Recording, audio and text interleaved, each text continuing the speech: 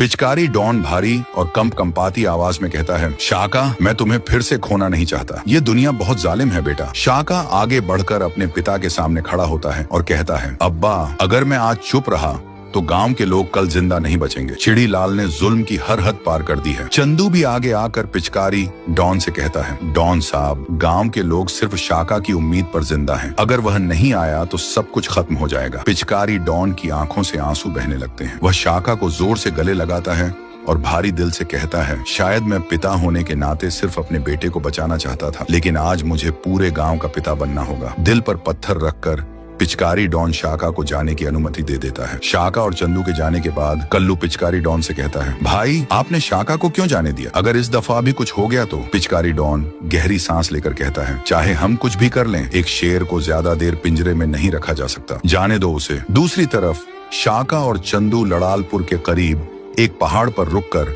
गांव के हालात का जायजा लेते हैं। लोग दिन रात सोने की खुदाई में लगे हुए हैं। भूख, थकान और मारपीट ने उनका बुरा हाल कर दिया है। ये देखकर शाका का खून खौलता है। शाका एक योजना बनाता है और कहता है, हम सीधे चिड़ी लाल पर हमला नहीं करेंगे। पहले उसके खास आदमियों को एक एक करके खत्म करेंगे ताकि वह कमजोर हो जाए। शाका चंदू से कहता है, तुम शबनम तक खबर पहुंचा दो ताकि चिड़ी लाल शादी की तैयारियों में उलझा रहे और अपने लोगों पर ध्यान न दे। चिड़ी लाल, जो शबनम के प्यार में पागल हो चुका होता है, वास्तव में अपने आदमियों से ध्यान हटाने लगता है। रात होते ही शाका अपनी पहली चाल चलता है। वह चिड़ी लाल के सबसे खास आदमी झंडू लाल को मारकर गांव से भगा देता है। फिर वह उसके भाई भोला सिंह पर हमला करता है और उसे जिंदा पकड़कर अपनी कैद में रख लेता है। जब भोला सिंह के गायब होने की खबर चिड़ी लाल तक पहुंचती है तो वह गुस्से से पागल हो जाता है। वह चिल्लाकर हुक्म देता है, मेरा भाई ढूंढो, जमीन आसमान एक कर दो। तो दोस्तों, अब सवाल ये है, क्या शाका गांव को चिड़ी लाल के जुल्म से बचा पाएगा या खुद भी इस जंग का शिकार हो जाएगा? देखिए